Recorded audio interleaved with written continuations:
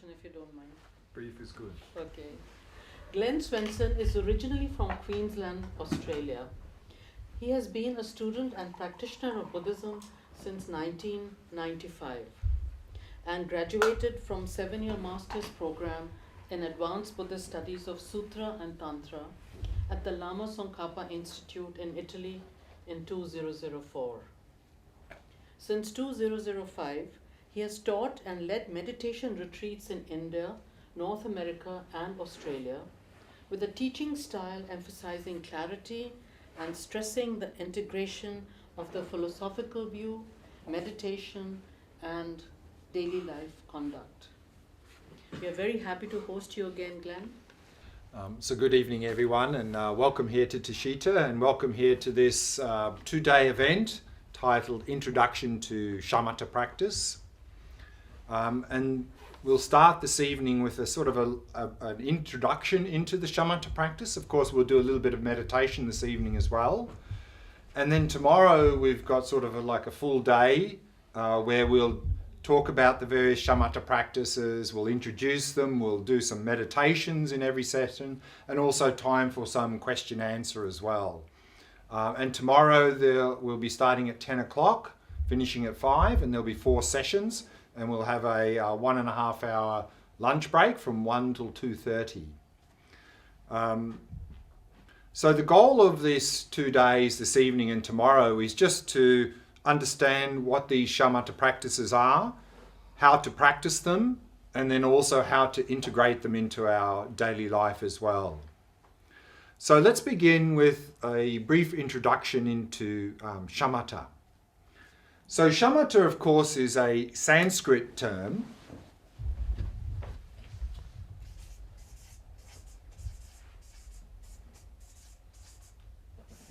which we can divide into 2 parts. The first part, shama, means calm.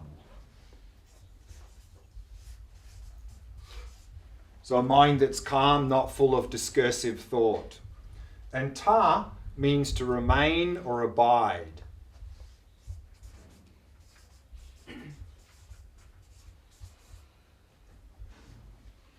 And so often shamatha is translated into English as calm abiding, meaning not only having a calm mind, but a mind that is abiding single-pointedly on an object. So shamatha, or calm abiding, is the practice of cultivating a calm, clear and focused mind. So here, of course, we're talking about developing single-pointed concentration practice. So shamatha is a concentration practice. And shamatha is a particular level of concentration we're trying to cultivate. So why is this practice important? Well, certainly at an everyday life level, we're talking here about cultivating or developing our attention skills. And our attention skills, of course, is very important in everyday life. Because if we can't focus well, due to either being very dull or distracted, then we're not very effective in anything we do in our life. And often with that comes a lot of agitation and stress. And also with that comes a lot of mental imbalance in terms of mental afflictions. We're much more predisposed to anger, craving, jealousy, anxiety, and so forth. In fact, there's a very well-known quote from that great Indian Buddhist master Shantideva from the 8th century, who says, "Those with a distracted mind are trapped in the jaws of the mental afflictions." So the more distracted we are, the more predisposed we are to have mental afflictions like craving, agitation, anxiety, fear, anger, jealousy, these things much more easy to arise. And also, of course, due to not having very good attention skills, then we often end up being the slaves of our own mind. We're often tormented and overwhelmed by our thoughts, emotions, memories, and so forth.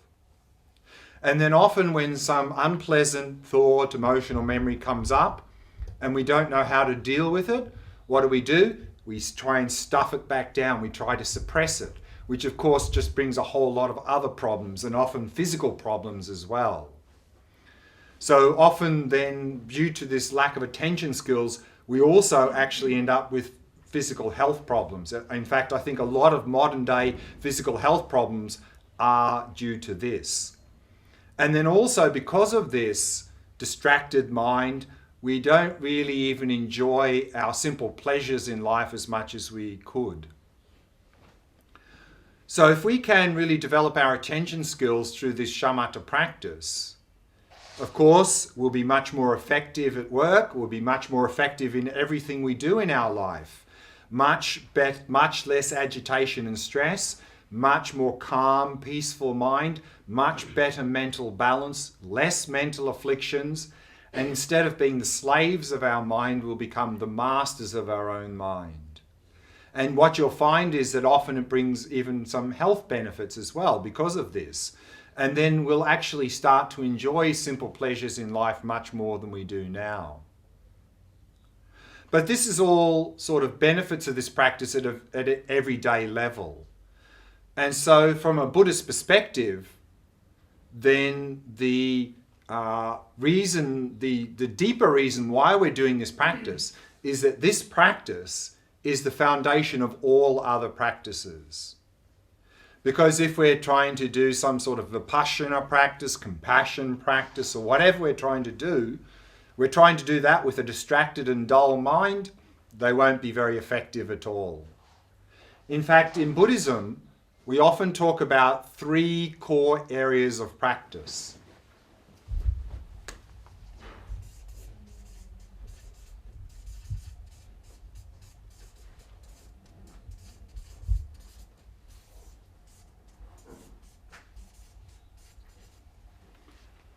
The first of those is ethics. This is the foundation of all Buddhist traditions.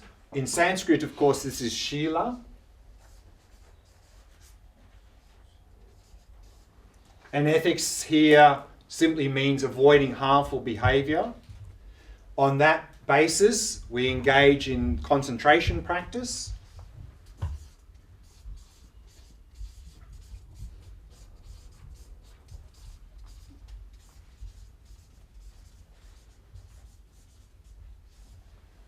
And concentration in Sanskrit is samadhi. So there are many levels of concentration we can cultivate. The one we're focusing on here today and tomorrow is a level of concentration called Shamatha. Those of you who have some experience in Theravada Buddhist traditions, when they talk about concentration practice, you often won't see this word Shamatha. In Theravada Buddhist traditions, you'll hear the word jhana. We're doing jhana practice. So jhana is another level of samadhi. So whether we talk shamatha practice or jhana practice, it's the same practice. And then on the basis of engaging in concentration practice, the third main area of practice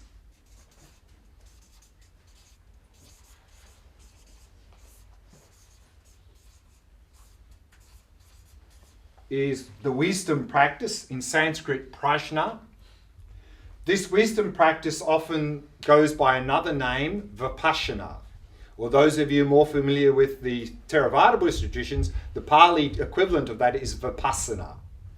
So vipassana or vipassana just means insight, to gain insight into the nature of reality. And so if we want to gain insight into nature of reality, if we want our vipassana or vipassana practice to be effective, we need shamatha. We need to have a very calm, clear, focused mind. Otherwise, we can do vipassana practice all day long and not really get any benefit because our mind is distracted and half asleep. So what we see here is that the concentration practice or shamatha practice is not only the basis of the wisdom or vipassana practice, actually it's the basis of all other practices as well. So how to train in shamatha practice? So let's have a look at some elements of shamatha training.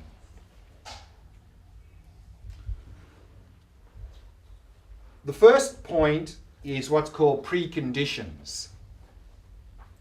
And this is talking about how to set up our life in such a way to provide a good framework for this practice. And this is very important if we want shamatha practice to help us. Now, of course, in the modern world now, we hear a lot about mindfulness, Good. In fact, it's become a little bit trendy, mindfulness in the modern world. But unfortunately, what we find is in a lot of modern day mindfulness traditions, and most of them got the idea of mindfulness from Buddhist context, they go, oh yeah, that mindfulness, that's good, let's use that. Oh, that ethics stuff? Well, no, that's that religious stuff, get rid of that. All these other things, oh, love and compassion, oh, no. So what they often do is they pull out mindfulness and get rid of the rest and just give you mindfulness on its own.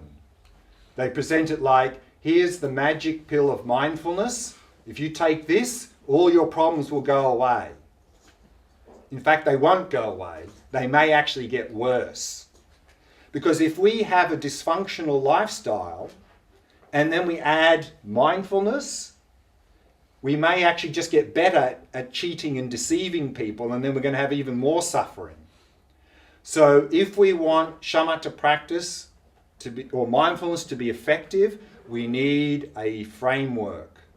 Without a framework, it's not going to be very helpful.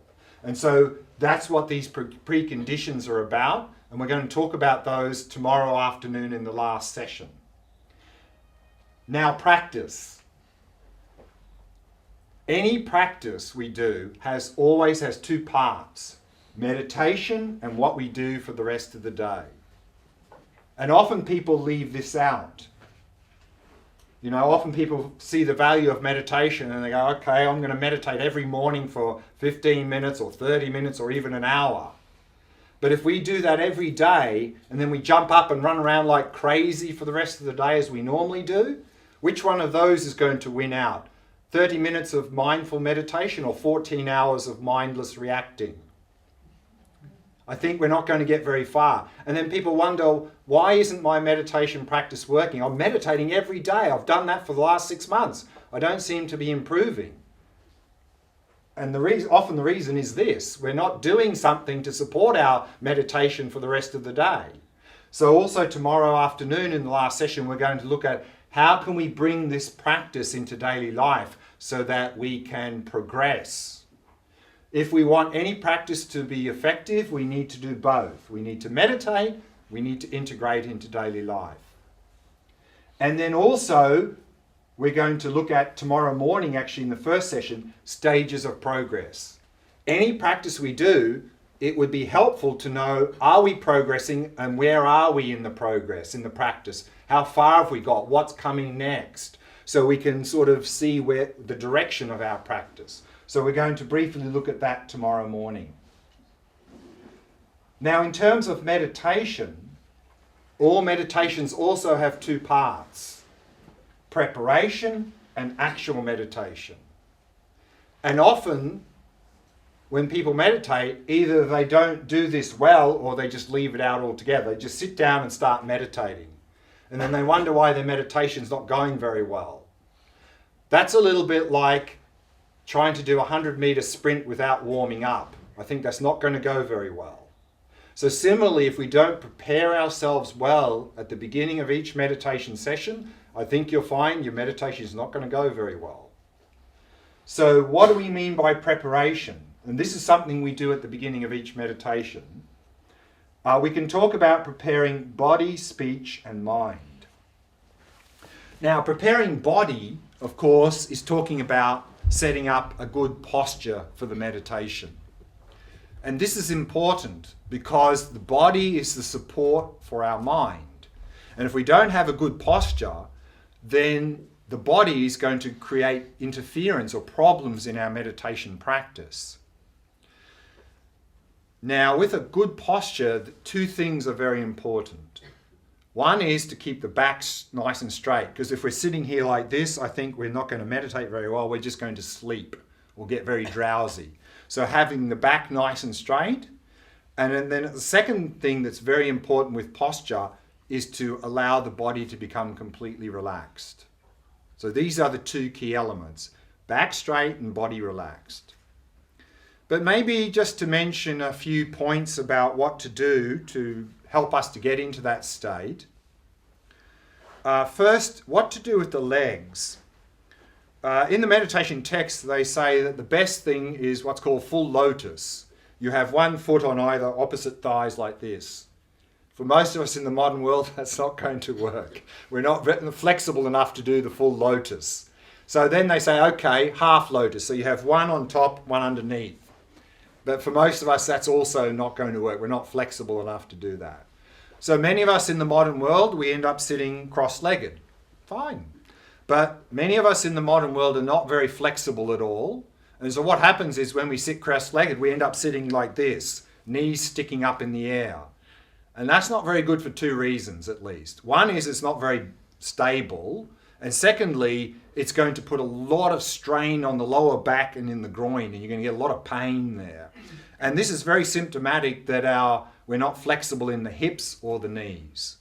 So if we're not very flexible and the knees are sticking up, what we need to do is add more cushions so that the knees are at least level with the hips, and ideally they're touching. So you have 3 points of contact, very stable.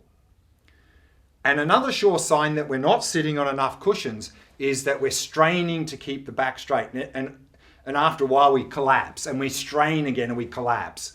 That's a sure sign we're not flexible. We need more cushions so that the back is naturally straight. If we're straining to keep the back straight, add more cushions. Some of us, of course, have knee problems, and so damaged knees, very common in the modern world. So if that's the case, instead of cross legs, you can use like what's called a meditation stool, where you tuck your legs underneath. So that can be helpful. Some people really like that. Or you can even sit in a chair. Chair is fine for meditating. Now, a lot of chairs, of course, are not designed for meditation. They're designed to slouch. So often when people sit in the chairs, they end up slouching. So if you find that your chair is sort of for slouching, what you can do is put a little cushion under the lower part of your back to support that, so it keeps it nice and straight. Also, sometimes when people sit cross-legged, they find that the cut circulation and one or both legs go numb. If that's the case, what you can do is sometimes people put a little cushion between the legs so they're not pressing so hard on each other. That can help. Another thing to do is, instead of crossing the feet, you have one in front of the other, what's sometimes called the Burmese posture. So you might like to experiment with that. That can be very helpful as well. And then another thing is that sometimes people even have a lot of back problems and find even sitting in a chair is very painful.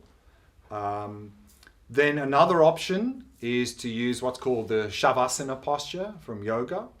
That is where you're lying flat on your back, your arms a little bit away from the body, palms facing upwards, the feet a little bit apart. So that may be actually a good option for those of you who have a lot of back problems, and sitting upright is quite painful. And I'll talk a little bit more about that posture at the end of this evening's session. And also, that posture can be very helpful. See, many of us in the modern world have very hectic, fast-paced lives. And what we find is a lot of agitation and stress in the mind, and a lot of agitation and tension in the body. And tension in the body and agitation in the mind is not really very helpful for meditation. And if you find that sitting upright you can't release the tension in the body, then maybe you'll find lying down in the Shavasana posture a very good thing to do. But I'll talk more about that later this evening. Any questions about posture before I move on to the next point? So as I'm going this evening and in any session tomorrow, I like to be interactive. So if you have any questions at any point, just raise your hand and then we'll entertain questions as we go. I may acknowledge that you have a question, but then I may keep talking a little bit to finish the point, and then I'll get you to ask your question. So we're not going to do like Q&A at the end of the session. We're doing it interactively. So anytime you have a question, just raise your hand and we'll pursue like that. So posture, any questions? Okay. So that was the legs. What to do with the hands? You find in Tibetan Buddhism, often what's recommended is that you place the right palm in the left, thumbs touching, and you rest it in your lap. And the symbolism there is that we have the two main wings of practice of wisdom and compassion. So the left side is considered to be wisdom and the right compassion. And the thumbs touching is symbolizing that we're practicing wisdom and compassion together. If you find this uncomfortable, you can just rest your hands on your knees. That's fine as well. And then another important thing is the eyes. What to do with the eyes when we're meditating. The general recommendation is to have the eyes at least slightly open, to let some light in. Because if we have the eyes closed, normally we associate eyes closed with sleep. So if we close our eyes to meditate, we're probably going to get very, very drowsy. But here as a beginner, we can be flexible. For example, if we're the sort of person that with the eyes a little bit open, a little bit of light in, we get very agitated, then maybe closing the eyes lightly is helpful. But if we're the sort of person who naturally tends to get more drowsy than agitated, I wouldn't recommend meditating with eyes closed. You're just going to get drowsy. So for those of you who like that, then you definitely really need to have the eyes at least slightly open to let some light in. But again, if you're the sort of person who more often tends to get agitated than dull, you may find closing the eyes helpful. So that's something you can experiment with. And I'm going to talk more about the eyes tomorrow. Particularly some of the practices we're going to do tomorrow, it's very much recommended to have them open, but I'll speak more about that tomorrow. So question? I do my meditation, I do little bit of Shamatha, so I do it lying down mostly because of back problem. So when you are lying down and then it's very awkward to keep the eyes open. Again, one of the reasons is that we have association that when we're in this position, it means sleep. And you'll probably find that if you've never meditated lying down, at least the first number of times you'll get very drowsy because you have an association. Horizontal means sleep. But what the recommendation is that the lying down, you use a very specific posture. You don't just lie down. You lie flat on your back, you have your arms slightly away from the body, your palms facing upward can open the shoulders, and then the feet slightly apart. And so then only use that position for meditation, and you'll find that after some time, you'll start to build the association that this doesn't mean sleep, it means meditate. And then same thing, then you can have your eyes open, and then you can maybe be sort of, looking toward the ceiling for that. Yeah, that's sky gazing posture or something they call it. Well, yeah, you've given a different number of names. But what you'll find is if you use a specific posture and you only use that for meditation, you'll find after some time that you build up that association and you find you'll be able to meditate like that and not get completely drowsy. Of course, if you're doing this, it would be helpful not to have a warm room because you get drowsy, and also maybe more light in the room if you're getting a bit drowsy. So turn on the lights a little bit, not so that it's shining in your eyes, but have more light and cooler, and that can help as well. So all of these things can help. Okay. And the head position, again, generally the recommendation is that your head position should be such that if you're looking your eyes are looking straight ahead, you're actually looking slightly downward. But again, here we can be flexible depending on the type of person we are. If we're the sort of person who gets very drowsy easily, elevate the head a bit. If we get more agitated, lower the head. So that's something you can adjust the level of the head according to agitation or drowsiness. So that's the posture. So that's preparing body. Preparing speech here means not verbal speech, but mental speech, mental chit-chat. Particularly at the beginning of a meditation, often we come into the meditation with a lot of not only mental chit-chat, but a lot of negativity, you know, blah, blah, blah, blah. And of course, what we're trying to do in meditation is to bring the mind into a positive state. But if we come into meditation in a very agitated, negative state, that's very hard to move from that to a positive state of mind. So what we can do here as part of the preparing the speech is to first bring the mind into a neutral state. And we do that by doing a little breathing exercise. Some traditions talk about just simply taking 3 deep breaths. Some traditions talk about counting 21 breaths.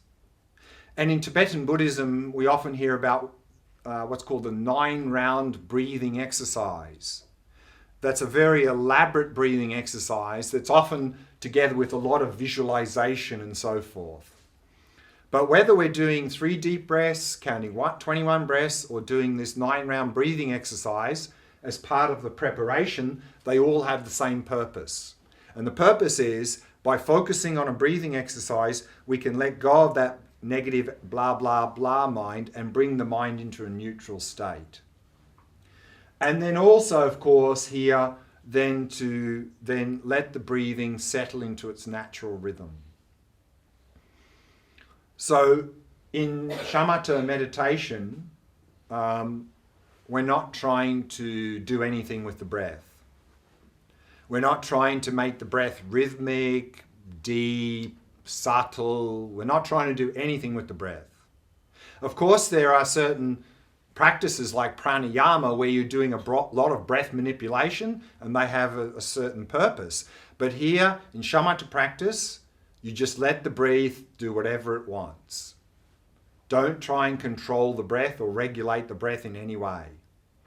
And a sign that we're controlling the breath, and this can happen often as a beginner, is we're meditating and often people feel, I have to make my breath more and more and more subtle. So they push the breath that way, and then at some point they go, because they're not breathing enough. So that's a sure sign we're controlling the breath. So if you see that you're controlling the breath, let it go.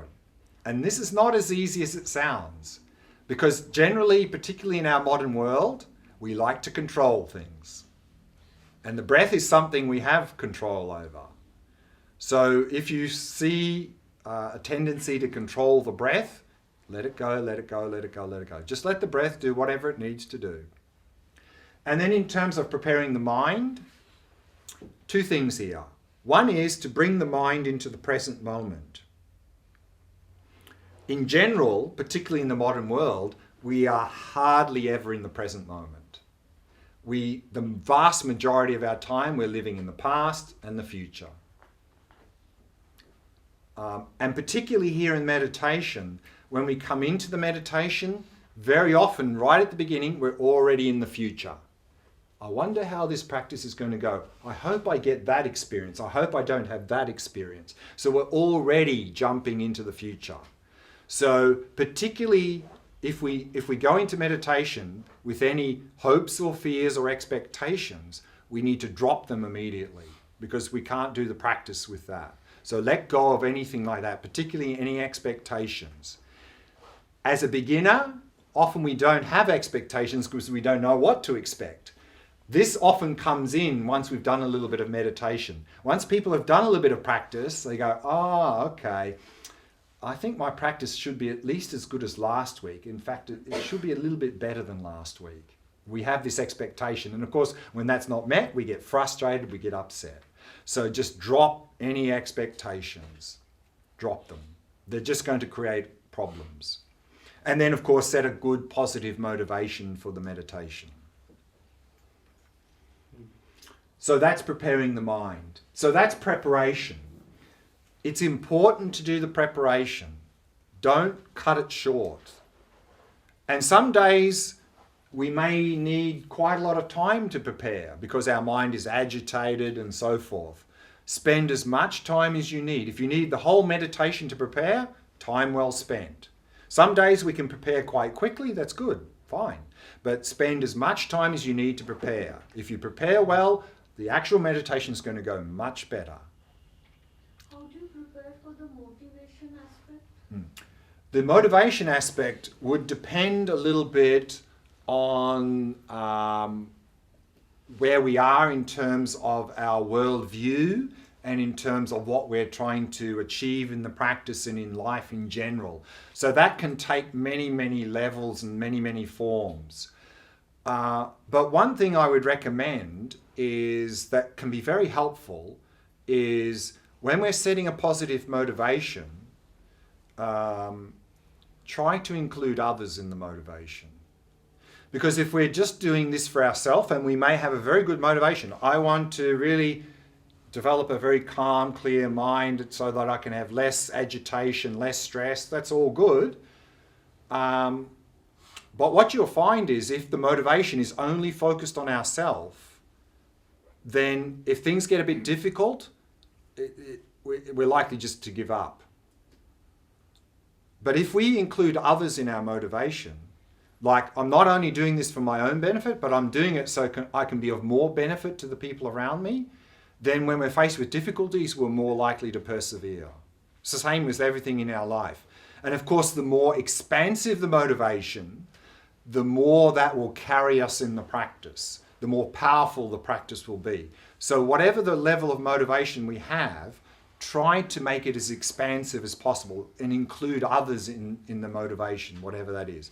Of course, in Buddhism, at the very highest level, the motivation is, I want to achieve enlightenment for the benefit of others, of all other sentient beings. I mean, that's way up there. But if we're not quite there, at least a good motivation, and try to include others in that motivation, that I'm doing this not just for my benefit, but so I can be of more benefit to the people around me. I think that we can try to do. That will be very helpful. So, you talked about the breath, right? So, like, I've been meditating for 2 months or so now, right? And I realized that as I progress through my meditation practice, initially breath is really loud, right? You can feel is really loud. You can feel the breath really easily. Feel the breath during meditation, right? I'm just letting it. Sometimes people can't, but go on. Yeah, but as the practice progresses, the breath keeps getting settled. And the moment it keeps getting settled, my mind's like trying to figure out where the breath is, and it tends to go somewhere else, right? And then I have to come back and then realize where exactly is my breath, right? Is that a common practice? Does this happen with everyone, or is it? Am I trying to manipulate the breath? What exactly happens? Yeah, I mean, what we find, of course, is that there are so many different experiences. Different people have completely different experiences. And then also, we as an individual can have completely different experiences. You know, it might be for a couple of weeks or so, things are going in a similar way, and then all of a sudden, something very different happens. We go, what happened there? I must be doing something wrong. And often it's not that we're doing anything wrong, it's just that due to the nature of the practice, a lot of stuff comes up. So this is all part of the practice. It's like, often people go, I had this experience, should that happen? Well, anything can happen. So it's not a matter of, you know, it's not like this and this and this will happen this week, that's going to happen next week, that's going to happen. It's never like that. So all we need to do is know what the practice is, follow the instructions, and then just deal with whatever comes up according to the instructions. And you'll find there are many different experiences coming up. And certainly one thing that's mentioned so much in particularly this practice is that don't get caught up in your experiences. And that's what people do, is something comes up, if it's pleasant, you know, maybe some blissful sensations in the body, people go, wow, that's nice, I like that, I want that. And then, of course, people crave these experiences and they try and recreate them. And then, of course, that doesn't happen with craving. And then they get frustrated and frustrated and frustrated. Yeah. Or if it's some unpleasant experience or some strange experience that comes up, and this is very common, people go, oh, what's that? Oh, no, what? Go away. And then they develop a lot of fear, anxiety, aversion. And then, of course, the whole practice comes to a grinding halt. So one thing certainly, whether it's pleasant, unpleasant or strange, don't make a big deal of it. These things will happen. Will happen. Just stay to the practice. Don't get caught up in these experiences. Just stick to the practice.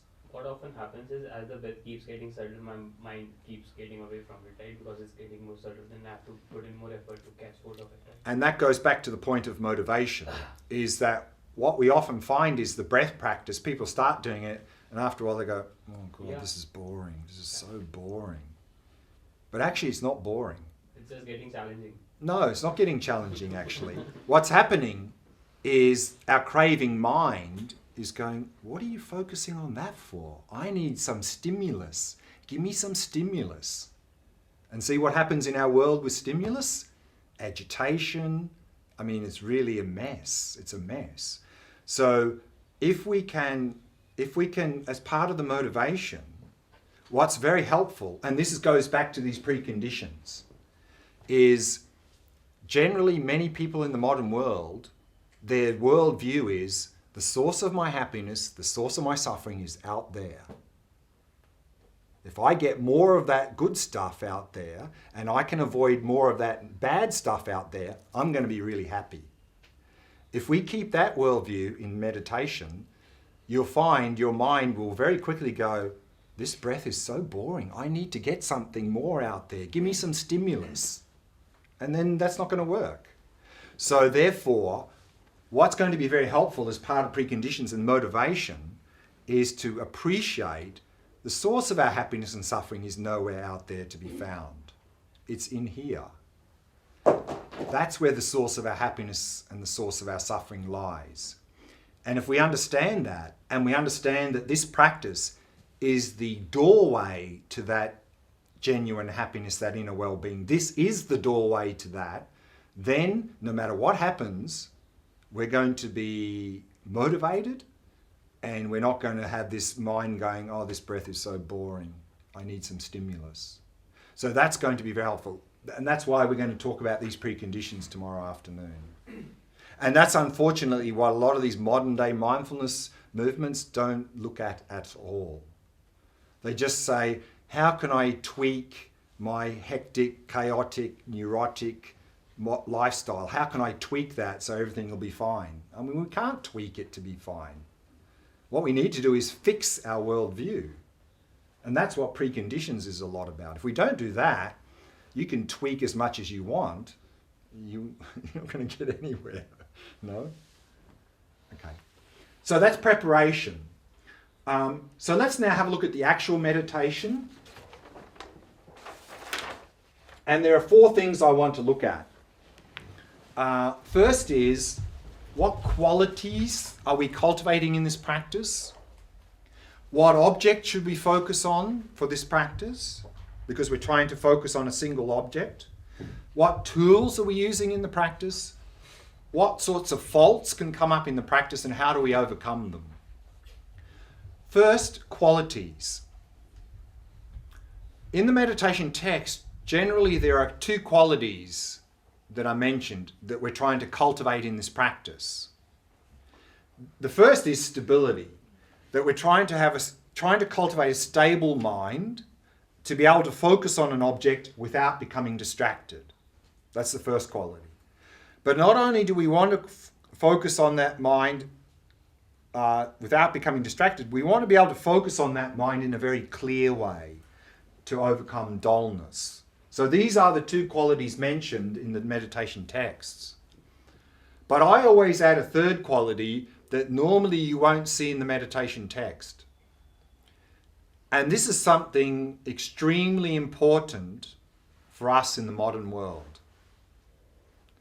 Because unfortunately, what often happens if we're following a meditation text on this practice, one of the first instructions you'll receive in the meditation text on this practice, it says something like, firmly tighten your focus on the object. And let's say we're focusing on the breath. We look at that and we go, yep, I can do that. And we clamp down hard. Because that's what we do in our modern world. If we want to focus on anything, what do? We tense. We tense. Because we feel if we don't tense, we're just going to get swept away. So we tense. And that's our habit. And so when we see that in the meditation text, we go, yeah, I can do that. And what we do is we clamp down on the breath hard. And then usually after a few seconds we get distracted. And we think, the reason I got distracted is I wasn't clamped down hard enough. So we come back and clamp down even harder, because we think that's what we need to do. And then of course we get completely exhausted and often become very agitated. And even some people complain about getting headaches from meditating. I mean, we're just way too tight, way too tense. And that's what we do in our modern world. When we're focused, we tend to be tense. When we're relaxed, we're very dull. They're the two extremes we oscillate between. Alert and tense, relaxed and dull. What we're trying to do in this practice is combine those two, to be completely relaxed and alert at the same time. That's something new, foreign to us in the modern world. But that's why relaxation is the basis of this practice. So the very first thing we need to do in this practice is cultivate that state of relaxation. A relaxed body and a relaxed mind. If we don't do that, you're going to have all sorts of problems in this practice. In fact, I think for many of us in the modern world, the main reason as a beginner we have so much difficulty meditating is we're simply too tight, we're too tense, we're simply trying too hard. And then we have problems, we think we're not trying hard enough. We try harder and harder and harder and harder. It's not going to work. First thing, relaxation, to overcome tension. So these three qualities, we want to work on them in this order. First, relaxation, then stability, then clarity. The analogy here is the analogy of a tree. If we want a big, strong, healthy tree, first we need deep roots. Otherwise, without deep root system, the tree will fall over. So without deep roots of relaxation, our tree of stability and clarity will fall over. It won't work. Stability is the trunk. So with deep roots, we can then have a strong trunk of stability. The stronger the trunk of stability, the higher the branches and leaves of clarity can grow. So in this order, we're cultivating, emphasizing this order. So if all we manage to do tomorrow is we manage to relax a little bit, success. Success. I mean, really, success. I know from personal experience and talking to many, many people that without this, none of this is sustainable. None of this is sustainable. So that's where we need to begin. And so that's what I'd like to do now. We'll do a meditation, emphasizing this relaxation. And before we start the meditation, I'd like to read a little bit from a book called Attention Revolution by Alan Wallace. It's the book I recommend on this Shamatha practice. And here he's really describing this initial basis of relaxation. So this is on page 17 of his book. He says, be at ease, be still, be vigilant. So be at ease means relaxed body. Be still means keep the body still, don't keep moving. And be vigilant means to keep the back straight. These three qualities of the body are to be maintained throughout all meditation sessions. Once you have settled your body with these three qualities, so he said, first prepare the body. Then he says, then take 3 slow, gentle, deep breaths, breathing in and out through your nostrils. So that's again helping to prepare the speech. Let your awareness permeate your entire body as you do so, noting any sensations that arise in relation to the respiration. Luxuriate in these breaths as if you were receiving a gentle massage from within. Now settle your respiration in its natural flow. Continue breathing through your nostrils, noting the sensations of the respiration wherever they arise within your body. So that's what we're going to do in this meditation, is we're going to do what's called the full body breath practice. And that is to notice sensations anywhere in the body are connected with the breathing. And that can be in the abdomen, the stomach, the chest, the throat, nostrils, anywhere in this area. And with this practice, you can move around anywhere there. So this is very good for relaxation. He says, observe the entire course of each in and out breath And don't impose any rhythm on your breathing. Attend closely to the respiration, but without willfully influencing it in any way. Don't even prefer one kind of breath over another, and don't assume that rhythmic breathing is necessarily better than irregular breathing. Let the body breathe as if you were fast asleep but mindfully vigilant. So again, just let the breath do whatever it needs to do. We're not trying to make the breath rhythmic or subtle or anything. Just let it breathe what it needs to do. Thoughts are bound to arise involuntarily, and your attention may also be pulled away by noises and other stimuli from your environment. When you note that you've become distracted, instead of tightening up and forcing your attention back to the breath, simply let go of those thoughts and distractions. Especially with each out-breath, relax your body, release extraneous thoughts, and happily let your attention settle back in the body. When you see that your mind has wandered, don't get upset. Just be happy that you've noticed the distraction and gently return to the breath. So what he's saying here, and this is what we do, we get distracted, we get frustrated, we get upset, and we think the reason we got distracted is I wasn't clamped down hard enough. So we get frustrated, upset, we come back, we clamp down harder. So we don't want to do that.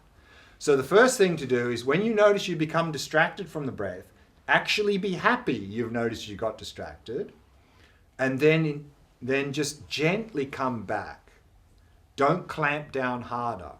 He says, again and again, counteract the agitation and turbulence of the mind by relaxing more deeply, not by contracting your body or mind. If any tension builds up in your shoulders, face, or eyes, release it. With each exhalation, release involuntary thoughts as if they were dry leaves blown away by a soft breeze. Relax deeply through the entire course of the exhalation and continue to relax as the next breath flows in effortlessly like the tide. Breathe so effortlessly that you feel as if your body were being breathed by your environment. So that's what we're going to do now, is we're going to do a 15-minute meditation where we go through this preparation, preparing body, speech, mind, and then we're just going to notice the sensations of the breath anywhere in the body. We can move around and really just emphasizing relaxation, relaxing the body, relaxing the mind. So that's what we're going to do now, 15 minutes. So while meditating, can you also visualize the path of the breath, like going through the throat? That's something we're going to talk about tomorrow. It's called bare attention. So with any shamatha practice, we are attending directly to the object.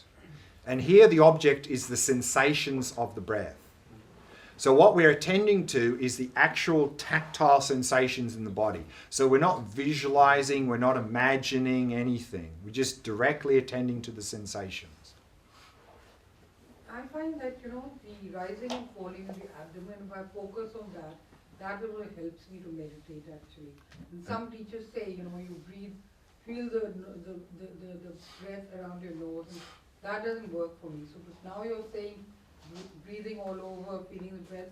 I don't know if that'll work for me. I think I'm just going to be going back to the rising and falling of the abdomen. Right. This is going to be the next topic after the meditation.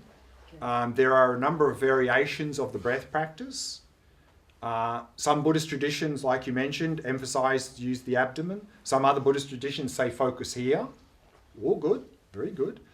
What we find is that for cultivating these three qualities, actually focusing here is not easy to become relaxed because we sort of like this. So for relaxation, the one we're going to do now is very good. For the abdomen, this is good for this, stability, and then the nostrils is good for clarity. So what we're going to do is we'll do the relaxation now. Tomorrow morning in the first session, we're going to do the abdomen practice, good for stability, and then we're going to learn and practice the nostrils practice. So these are all variations of the breath practice. It doesn't mean we first need to do this practice, then the abdomen, then the nostrils. We don't need to do that. But what we're going to do is learn those three variations, and each one is suitable for one of those. But then we as an individual can then later pick the one that works best for us. That's all. So all we're doing is we're learning the practices this week, today and tomorrow. Yeah. Okay, so let's do that practice. So 15 minutes. So if you'd like to find a nice, comfortable posture, we'll begin.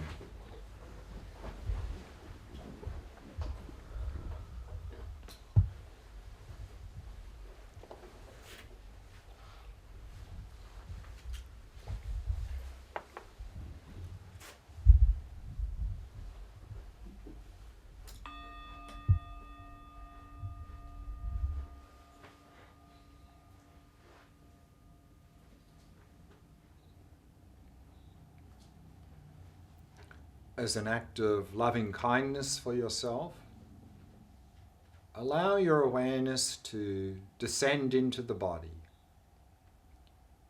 and simply become aware of sensations throughout the body.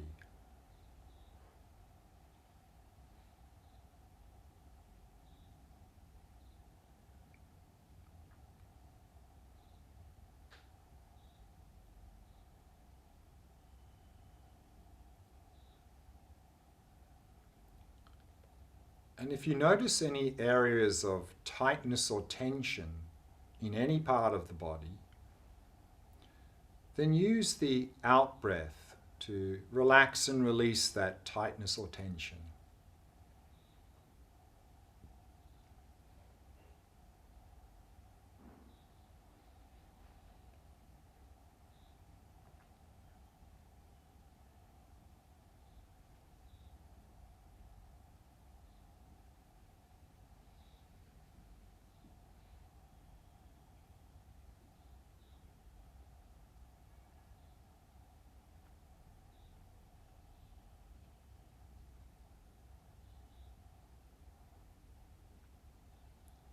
And bring your awareness to the area of your face and soften and relax all the muscles in the face.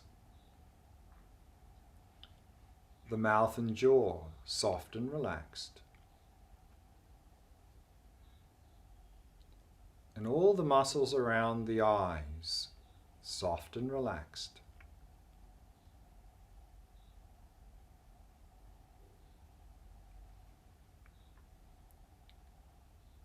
In this way, allowing the entire body to become completely relaxed, completely at ease.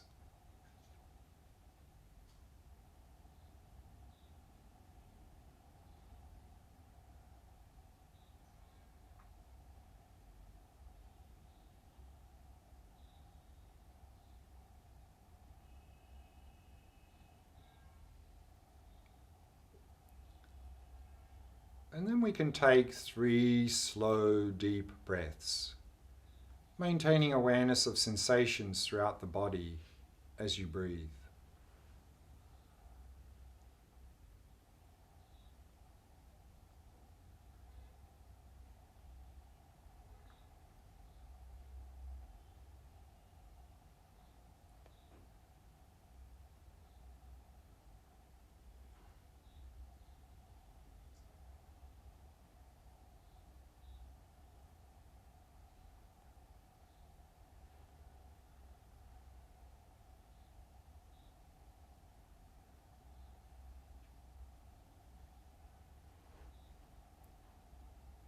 And then allow your breathing to settle into its natural rhythm.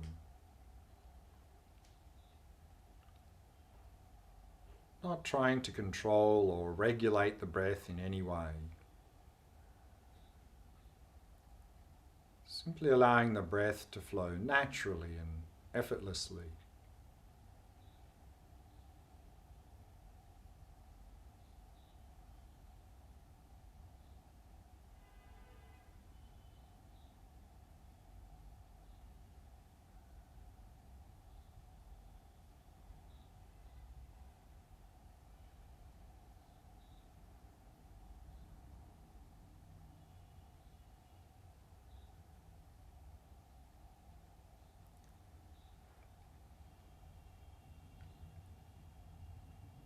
And then give yourself permission to let go of any hopes or fears, worries or concerns about the past or the future. To give yourself permission to let go of all of these things for the duration of this short meditation.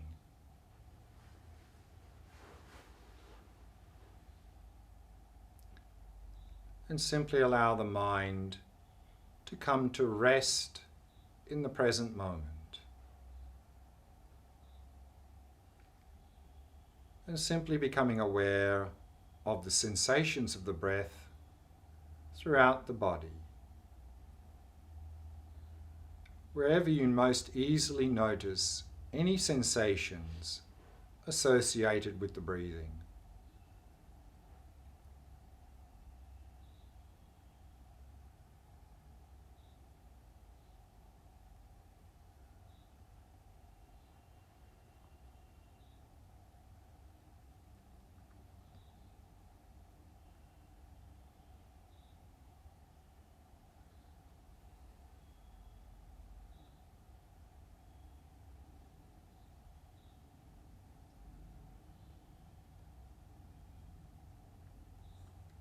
And maintaining an ongoing flow of mindfulness of the sensations of the breath throughout the entire cycle of each in and out breath.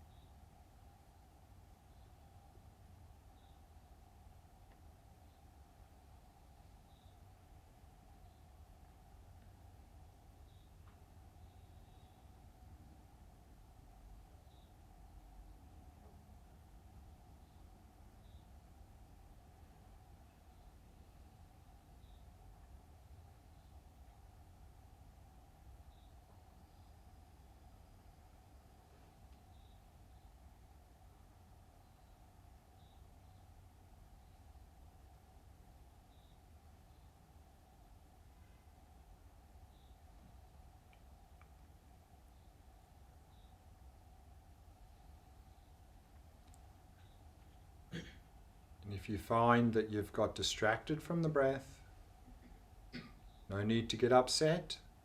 In fact, be happy you've noticed you've become distracted. And remember, the very first thing to do is simply relax. Then release the distraction and very gently return to focusing on the breath without clamping down more forcefully. So relax, release and return.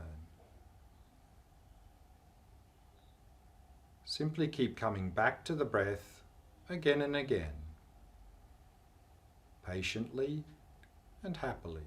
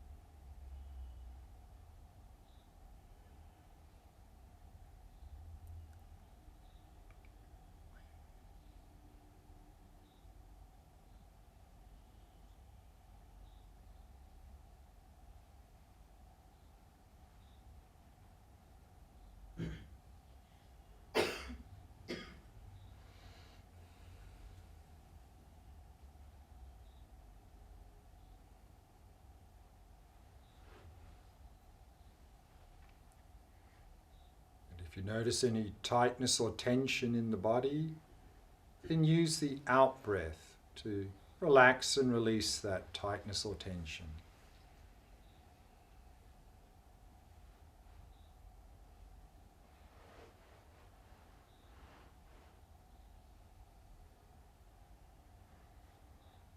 And similarly, if you notice any agitation or tension in the mind, then use the out breath to relax and release that agitation or tension.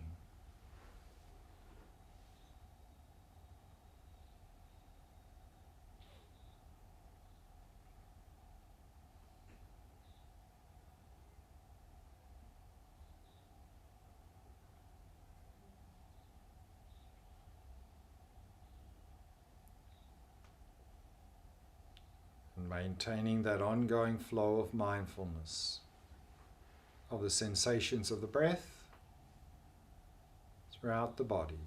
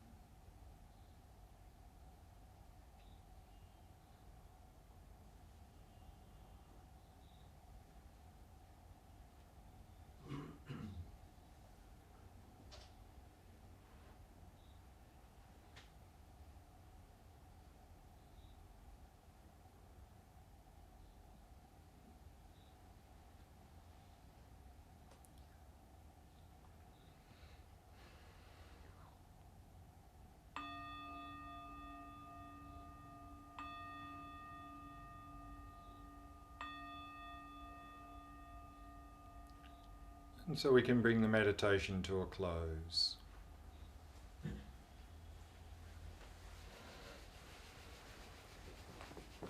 Any questions about that practice? Okay, let's look at objects now. What object should we use in this practice? Because we're trying to develop single point of concentration. The general recommendation is use the object that works best for you. And then the meditation text gives a very long list of possible objects. But within that list, probably the one object that's most widely emphasized in most Buddhist traditions is the breath. And in a meditation text from the 4th century, it says, from a Sangha, it says, if you're the sort of person who's highly discursive, meaning if you're the sort of person that's always thinking,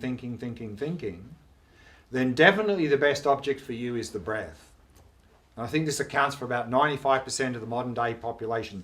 We're all living in our conceptual mind, obsessive compulsive thinking. So by focusing on the physical sensations of breath, it gets us out of that obsessive compulsive thinking mind into the body. Good start. And most of our obsessive compulsive thinking is about the past and the future, which just causes a lot of unnecessary unhappiness. The physical sensations of breath only happen in the present moment. So by focusing on them, it gets us out of our blah, blah, blah mind into the body and gets us out of the past and the future into the present moment. And also the breath, because it's a physical, tangible object, relatively speaking, compared to other objects, it's a little bit more simple to focus on. So for these reasons, for many of us, probably the best object to use in this practice is the breath. And there are a number of variations. The one we just looked at now, what's called the full body breath practice, just noticing sensations anywhere in the body connected with the breathing, that is particularly good for relaxation. Tomorrow morning in the first session, we're going to use the abdomen, the rising and lowering of the abdomen, emphasized in many, particularly Theravada Buddhist traditions. That's particularly good for stability of attention. And then in the second session tomorrow, we're going to move to focusing at the entrance of the nostrils. Here, of course, we're moving the attention up, and it's a much smaller area of focus. So this is particularly good for clarity of attention. So we're going to work with these three variations of the breath practice. And probably one of those is, for many of us, is going to be the best object to use for shamatha practice.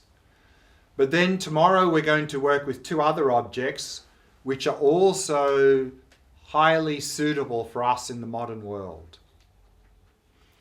In the second session tomorrow, we're going to introduce the shamatha practice observing the mind.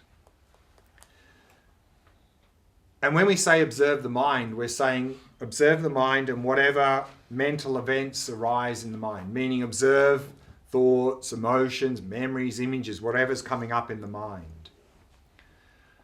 Many of you will find this much more challenging than the focusing on the breath, generally for two reasons. One, the mind is a more subtle object than the breath, more difficult to focus on.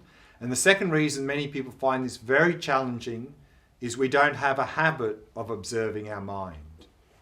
Our very strong habit, of course, is soon as a thought, emotion, and memory comes up, we latch onto it, off we go, we follow. Or the other strong habit we have, if it's something unpleasant that comes up, we don't know how to deal with it, we stuff it back down. So that's our strong habit, either following or suppressing.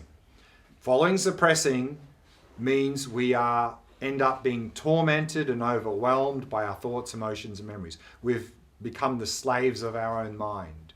We've actually, many of us in the modern world, have made our own mind our worst enemy. This practice, even though you may find it challenging, is enormously beneficial for us in the modern world. Because if we can develop this practice, we can develop the ability to observe our thoughts, emotions, and memories and so forth, then we, instead of being the slaves of our mind, will become the masters of our own mind. Instead of our own mind being our worst enemy, it will become our best friend.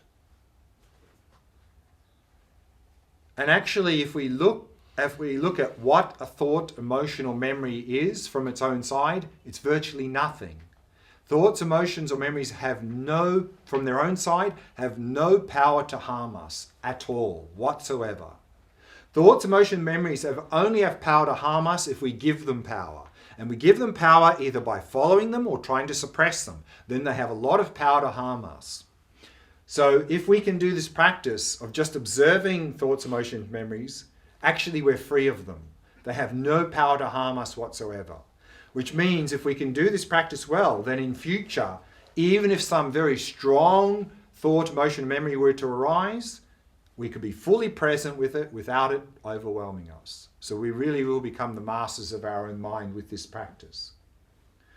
The other object we're going to use tomorrow in the third session and the fourth session is awareness. Actually, this is sometimes called shamatha with no object. Because with the breath practice, we are aware of the physical sensations of the breath. With the mind practice, we're aware of our thoughts and emotions and so forth. With the third one, we're turning awareness in upon itself and simply knowing that we're aware. Many people find this even more challenging than observing the mind. Not because it's complicated, but actually because it's too simple. It's too simple. Because this third practice basically involves doing nothing. We don't know how to do nothing. We always want to do something. In fact, often when this practice is explained, people go, yeah, but what am I supposed to do? Tell me what I've got to do. Doing is the problem. Stop doing and be. And then we are in the practice. All we need to do in this practice is know that we're aware. That's it. And when that's explained, people go, well, there's got to be more to it than that, surely. No, that's it. Just know that you're aware. We can do a little 5-second experiment now of knowing that we're aware. starting now. Was that difficult? Did you pass out? Did you get completely lost in some thought? Was that difficult to just know that you're aware, that you're conscious? It's so simple. That's it. All we got to do is that. And the big advantage with this in the modern world, again, is that we're in this obsessive compulsive doing mode. Do, all day long. And it's exhausting. And a lot of the doing we're engaged in daily life is not very constructive or helpful. In fact, often in our modern world, it's felt if you're not doing something, you're not being productive. So just do something. And so we just do. And then, of course, if we don't do, we just sit. That sort of forces us to look at the state of our mind, which is a mess. And we don't like what we see, so we just busy ourselves. We distract ourselves to avoid looking at our own mind. But if we can do this practice, we can get into being mode. And instead of this obsessive compulsive doing mode, this obsessive compulsive blah, blah, blah all day long as our default mode, which is exhausting, we can have our default mode in daily life is stillness, being. Much better platform to engage in daily life activities. So this is going to be very helpful for that, and I'll talk more about this tomorrow. So these are the 3 objects we're going to use tomorrow, and all 3 are very helpful for us in the modern world. Now, in this shamatha practice in the text, other objects are sometimes mentioned. Some of you may be in the Tibetan Buddhist tradition. When you've read about this practice, they sometimes say, okay, focus on a mental image of a Buddha. Not easy.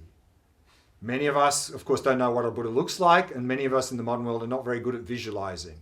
So many people find this very complex and very difficult. Some people are naturally gifted at visualization, maybe interior designers, architects and artists and so forth. So if you're gifted at visualizing, maybe a mental image of a Buddha is the best object for you. But for many of us, I think it's going to be very difficult. And then some meditation texts even say, okay, you have a problem with focusing on the breath? Okay. Find a stick or a pebble, put it down and look at it. So we could even start with a visual object to get into the practice, or listen to a repetitive sound.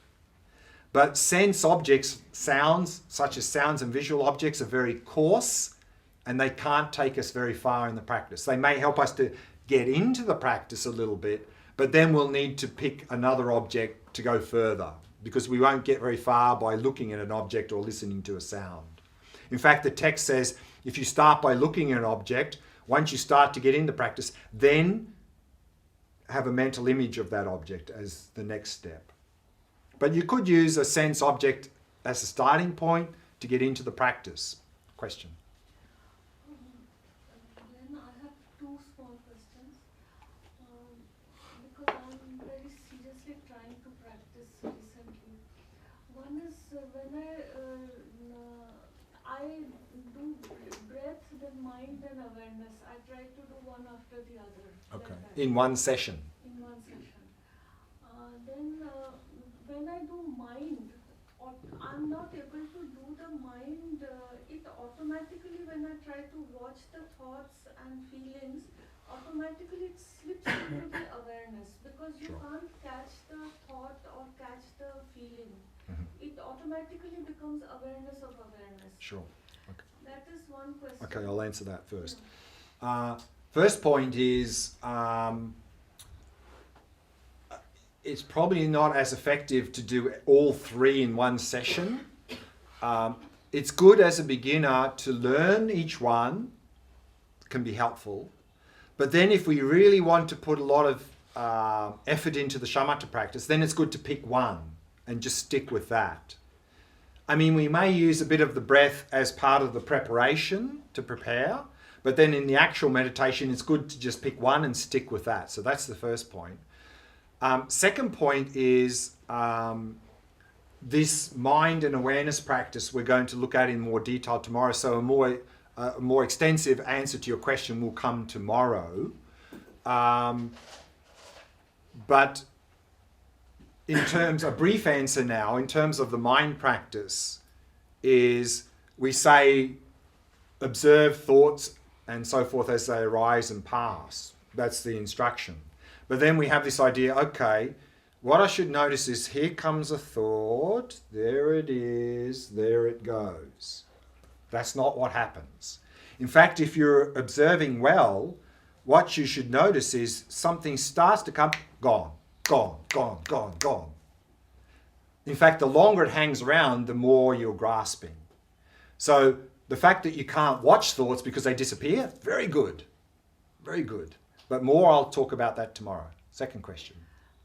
Second question is, in some Hindu traditions, they say that it's a very major doubt I have. Can you only be aware of one thing at a time? Like in some Hindu traditions, they say you at the same time focus on internal sound and the third eye and the breath. Is it advisable? Is it possible? No. Yeah, very good question.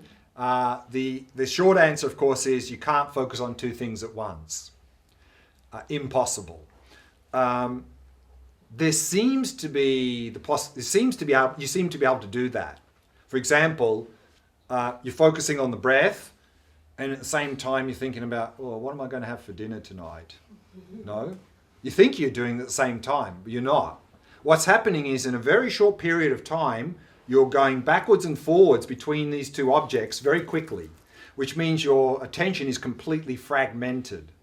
So that's not a good quality of attention. So what we're doing in the Shamatha practice is less fragmentation and more completely on the object. But a little bit more tomorrow. So yes, to try and focus on a couple of different things at once is you're doing this and it's not helpful. So one object. Just a follow-up question on that. So essentially what happens is a lot of times we just know that we are aware, right? Which practice? Just mindfulness. Aware of what? Aware of just being aware. That. This practice? Resting in awareness? Oh, no practice, just the daily routine stuff. Right. So say I'm working on my laptop, right? Yeah. And I'm working on something important and I'm aware of that I'm working on it. Mm-hmm. Good. So isn't that two thoughts? Like I'm working and I'm aware of the fact that I'm working. No, because the awareness is the subject.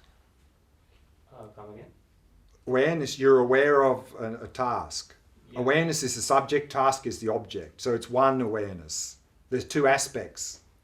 No, so there's, if I'm working on something, I'm totally into it, right? I'm putting a lot of effort. Sure. But then I'm forgetting that I have to be aware that I'm working on it, right? I'm just working on it. No? Sorry, you didn't. Makes no sense to me. What? Okay, so let's say I'm walking, right? Right. I'm just walking, just enjoying the walking. Then I've Right. forgotten that I'm aware of the fact that I'm walking. Oh well, then you're not focusing on the walking. You're lost somewhere. Then you have no awareness. So you're walking without awareness. If you go, oh, hang on. But then I'm not thinking anything, right? No, but you're not focusing on the walking. Then, if you at some point you go, oh, hang on, I'm aware I'm walking. Then you weren't aware of you walking before. You were completely lost. You maybe spaced out. You had no awareness. You were in automatic pilot. Okay. So there's no awareness there. And then suddenly you have awareness, which is good. Okay. In some traditions in the Theravada school of Buddhism, the practitioner is usually advised to tolerate the pain or physical discomfort that arises while meditation. Right. Now, since you've emphasized on the aspect of relaxation, what do you suggest a Shamatha practitioner do when any form of physical discomfort may arise? Yeah, so the advice there is that not to have aversion to any discomfort. Because if we have aversion, that magnifies. That doesn't mean that we should just tolerate pain and just meditate through pain, because pain is distracting. So what we need, that's why setting up the posture is important, so that we can avoid as much as possible the arising of any discomfort in the body. But should discomfort arise, then the advice is don't have aversion. Practice what's called acceptance. But acceptance doesn't mean don't do anything about it, Because if you can adjust the posture and it goes away, great, because that will pull your attention. So there's a lot more to be said, but that's the short answer, is establish a posture as best as possible to avoid any discomfort whatsoever, and should discomfort arise, is deal with it without developing aversion. I read in Prema Chodra's book that thoughts can be used as an object for meditation. Exactly, that's the object here. The same thing. That's it, that's it. That's the second practice, exactly that. Yeah. So, what I want to ask you that this Shamatha practice helps me to calm my mind and body, and then I can maybe, and then I can get into other things like mindfulness and being in the present moment, all that, and also thinking about my life and thinking Sure. about other aspects of Sure. Buddhist Sure, philosophy. sure. So as he was saying that, when I'm walking, that's the mindfulness part Sure, perfect. of your life experience. Perfect. Yeah, I mean, that's the daily life part of this. Exactly. Basically, initially it's calming your mind and body. Right, and then you can bring that into the day, to bring it into a day in a good way. Exactly. Then therefore get into other things. And Yeah. it's like walking meditation. Yeah, I mean, walking is a meditation, sure. You can make that a meditation. Right, I just got a couple of points to finish here before we run out of time. So tools. What tools are we using in this practice? The first tool is mindfulness. Mindfulness in Sanskrit is smrti, in Pali it's sati.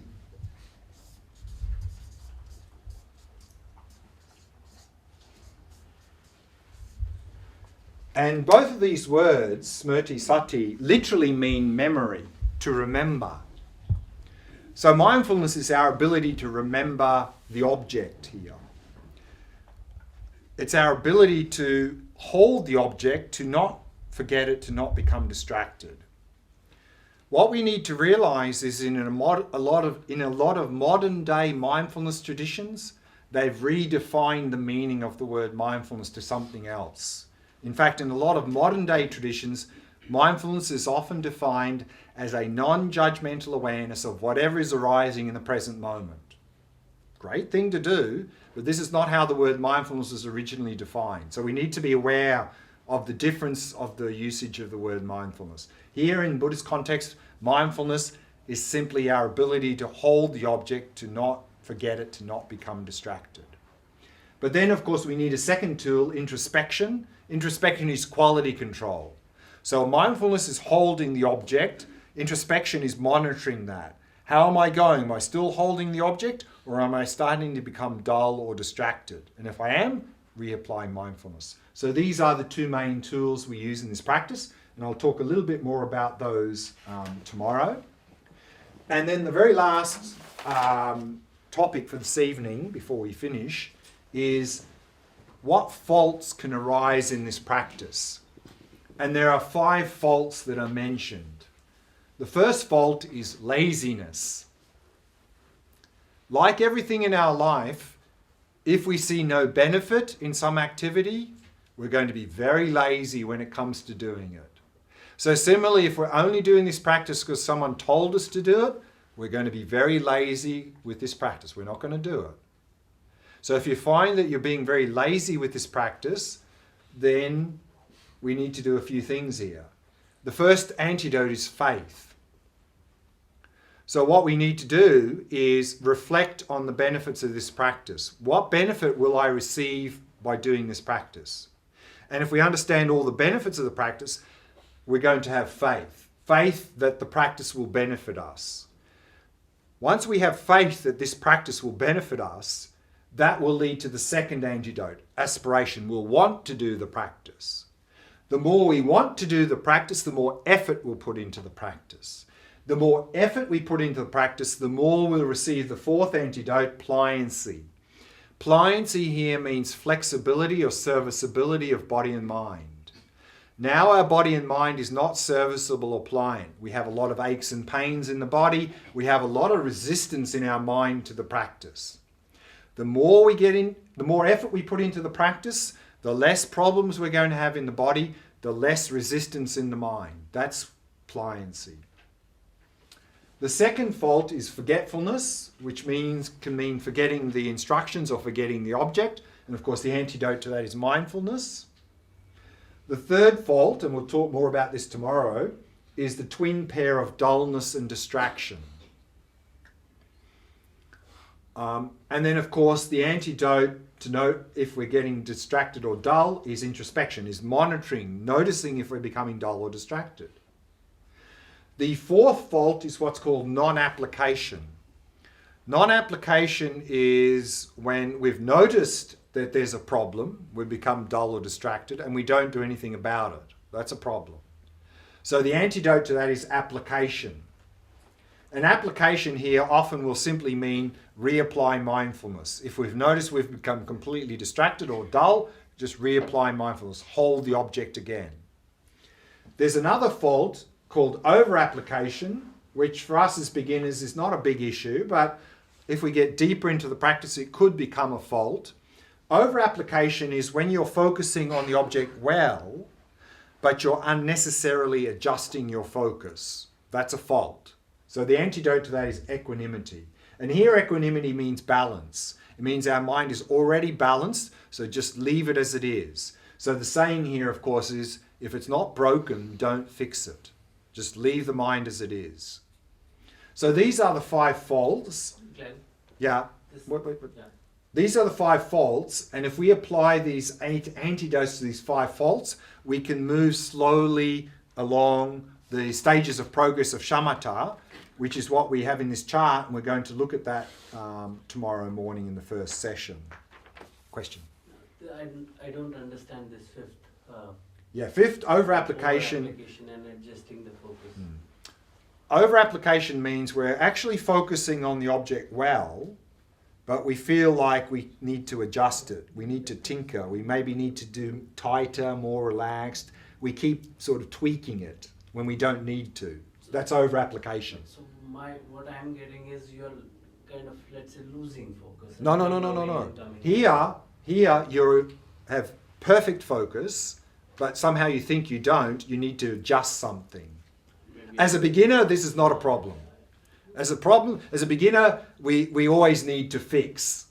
Our attention is constantly broken. We need to keep fixing. So that's where we are now.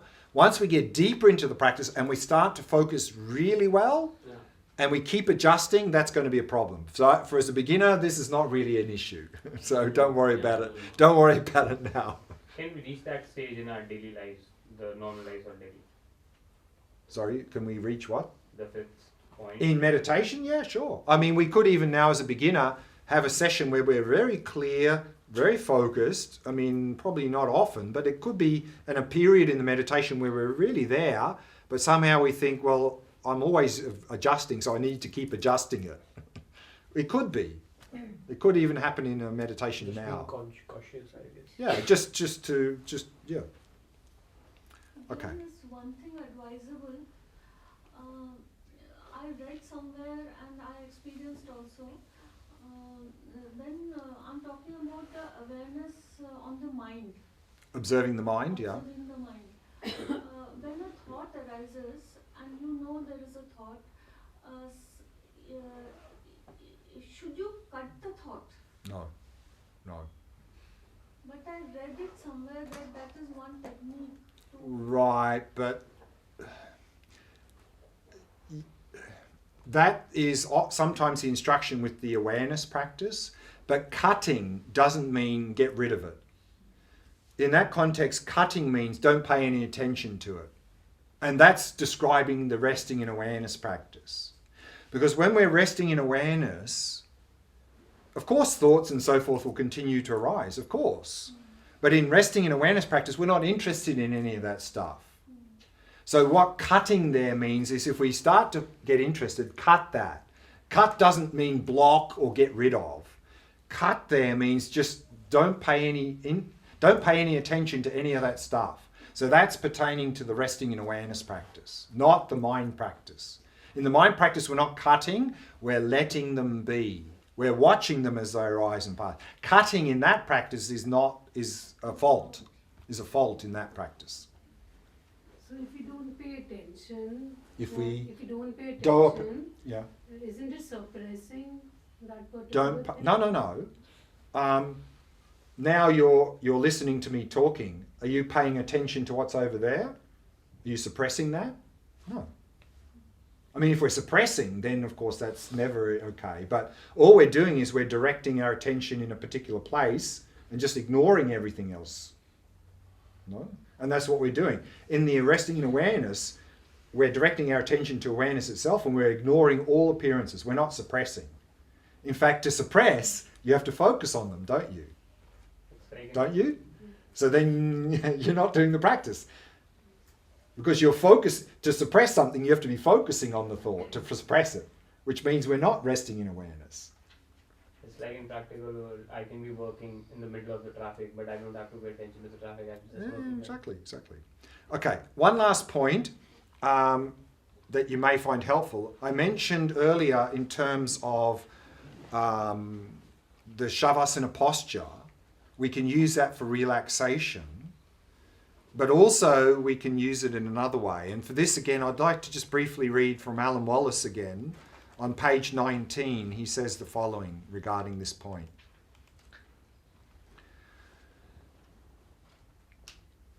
He says, although Buddhism generally encourages cross-legged meditation, the Buddha encouraged his followers to practice in any of 4 postures. The 4 postures are walking, standing, sitting, and lying down.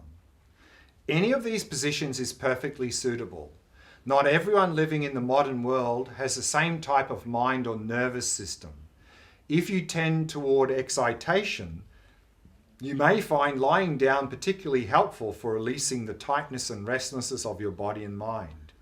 But if you are more prone to laxity or dullness, you may simply fall asleep whenever you lie down. So it may be necessary for you to be upright when meditating.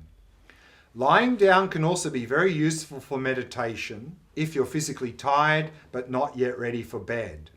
So, in fact, I do this if I'm doing a meditation retreat, personal retreat, meditating a number of hours in the day, then often towards the end of the day, I use this as my normal meditation posture. I use the Shavasana for the last few sessions of the day because, you may be getting a bit aches and pains, a bit tired, but you can meditate still by lying down. In this case, you may not be able to arouse yourself to sit upright in a posture of vigilance, but the prospect of lying down for a while may be inviting. Surrender to your body's need to rest and use the supine position to calm the mind as well. This likely will be much more refreshing and soothing than watching television or reading a newspaper. The supine posture, that's the Shavasana posture of course, may be your only option if you are ill, injured or frail. It may be especially useful for meditation for those in hospitals, senior care facilities and hospices. Mindfulness of breathing is great for preparing your mind for mental training, but it can also help you fall asleep. If you suffer from insomnia, the above method can help release tension in your body and mind when you go to bed at night. And if you wake up in the middle of the night and have a hard time falling back asleep, mindfulness of breathing can help you disengage from the thoughts that flood the mind. According to recent studies, about 80% of Americans are chronically sleep deprived. So even if all this practice does is help you catch up on your sleep, that's worth a good deal. So I can really recommend this as a meditation practice, but also as a transition to sleep. So what you can do actually at the end of every evening when you go to bed, get into bed, get into this Shavasana posture, lying flat on your back, feet slightly apart, arms slightly away from the body, palms facing upwards, and then do this practice, particularly this full body practice we did. Just noticing sensations in the body. And what often happens, of course, in our modern world, we busy lives, go, right till we go to bed. And when we go to bed, we have a lot of agitation and tension in the body, a lot of things in the mind, agitation, tossing and turning, can't get to sleep. So then if we go into this posture, and then on every out breath, release any tension in the body, release any thoughts in the mind. Just keep doing that. Release. So it's a shamatha practice, focusing on the sensations in the body. And then do that as long as you can maintain some alertness. Once you start to get drowsy, then you mentally note, meditation is finished, and physically move out of that posture into whatever posture you use for sleep. So that can help you to transition into sleep. And as Alan Wallace mentioned, if you wake up in the middle of the night, and sometimes we wake up in the middle of the night and we go, oh, I have to go back to sleep, I've got to work tomorrow, I've got to sleep, and then we can't get back to sleep. So if the same thing, if we find difficult to go back to sleep, go back into this posture, releasing any tension, releasing any thoughts, just keep doing that and you'll fall asleep very quickly. And even if you don't, now because the body and mind is so calm, you're getting a lot of the benefits of sleep anyway. So this is a very good thing to do at the end of every day. It's a shamatha practice and then also help transition to sleep. But you say focus on the breath, right? The in and out breath? Well, just particularly the full body, particularly on every out breath, releasing any tension in the body, releasing any thoughts in the mind, but gently just focusing on the breathing. And I'll talk a little bit more about tomorrow morning in the first session, that what we can do is focus on the rhythm of the breath. So that's the practice we'll do first thing tomorrow morning. So that can be helpful for this evening practice, is just noticing the rhythm of the breath, and on every out breath, releasing any tension in the body, releasing any thoughts in the mind. Very helpful. What's the benefit of noticing the transition from the meditation into the sleep? Because we want to use this Shavasana posture as a meditation posture. So we need to have that mental association. So only use this for meditation. And what you'll find is, if you only use it for meditation, then you can really stay alert and very relaxed. And then when you start to get drowsy, then you just need to mentally note, my meditation is finished. Because otherwise your mind will get confused. Is this for meditating or for sleeping? So that's why you need to mentally note, meditation finished, and then physically move out of that posture. Then you can use that for meditation. So in this mind, you know what you mentioned earlier, the mind practice, the awareness practice, the breath is, you're always focusing on the breath. No. We're going to talk about that tomorrow. So the object is mind, but that's going to be second session tomorrow. We'll talk about this practice. So in the book Attention Revolution by Alan Wallace, he has mentioned like about dreams, like at times you have dreams and you wake up in the middle of the night. So it's written that you should write it down because at times you don't remember the dream and analyze it later. So can you elaborate more on that? Like Well, that's a little bit much for this today and tomorrow, but just a brief answer on that is that what he's suggesting there is that if you want to develop the ability to do lucid dreaming, and that can be very helpful in daily life and in Buddhist practice as well to have that ability, then the first step in that is to become familiar with your dream. And so as part of that, it's good to have a dream journal, because you tend to forget the dream very quickly. So as soon as you wake up, just jot down that. That's just the first part of developing the ability to lucid dream. Yeah. How do you distinguish between consciousness and awareness? It depends how we use the word awareness. Unfortunately, the word awareness is used heavily in Buddhist literature, and unfortunately different translators use it to translate different Sanskrit terms. So it gets very confusing very quickly. But if we speak very generally, then we can say mind, consciousness and awareness are synonymous. If we speak generally, yes, generally. But when you go into specific context, even the word consciousness can take on a different meaning, and the word awareness can take on a different meaning. And again, some translators, we looked at the two tools of mindfulness and introspection, quality control. Some translators translate that as awareness, introspection. Some translators use the word awareness to talk about the very deepest level of our mind. Some translators use the word awareness to mean something else. So it's very confusing. But in general, if we speak very generally, mind, consciousness and awareness can be synonymous. And sometimes the word awareness is used as a verb, to be aware of something. Then it's the function of the mind, in terms of awareness being the function of the mind. So yeah, awareness, we have to understand from context what that person is, how that person is using the word. Unfortunately, that's the case. Okay, let's leave it there. We've run out of time. So tomorrow what we're going to do, of course, we're starting at 10 o'clock, so please try and be on time at 10, because I'll be starting with a meditation at 10. So if we're arriving at 10 past, quarter past, we'll be disturbing people in the meditation. So there'll be 2 sessions in the morning with a 30-minute break, and lunch will be from 1 till 2:30, and then there'll be 2 one-hour sessions in the afternoon finishing at 5 o'clock. So in the first session tomorrow morning, I'm going to talk more about shamatha practice, and we'll be doing the abdomen practice and nostril practice. In the second session, we'll do a little, in the first session, we'll be doing sort of the abdomen practice. In the second session, we'll do the nostril practice, and then I'll introduce the mind practice, and we'll practice that. In the third session, we'll do another mind practice, and then I'll introduce the awareness practice as well in the third session. And also in the fourth session, we'll do awareness practice. And then after that, the last part of the fourth session, how to integrate all of this into daily life. And one last point is to really help facilitate these sessions tomorrow. What we're going to do is this room here is going to be in silence. So from 10 to 5, when we're in here, including breaks and lunchtime, to maintain silence, because that's going to really help. Otherwise, a lot of talking is very distracting. So in the breaks or at lunchtime, if you want to talk, fine, but please go outside, and keep this space a silent space, and you'll find you'll get much more out of the day keeping that sort of silence throughout the day from 10 to 5. And it's actually, in the modern world, it's very rare to have a period of silence. So I think it's very appreciative to be able to be in a silent mode for so many hours in a day. So that's what we're going to do tomorrow. So that's all I've got to say.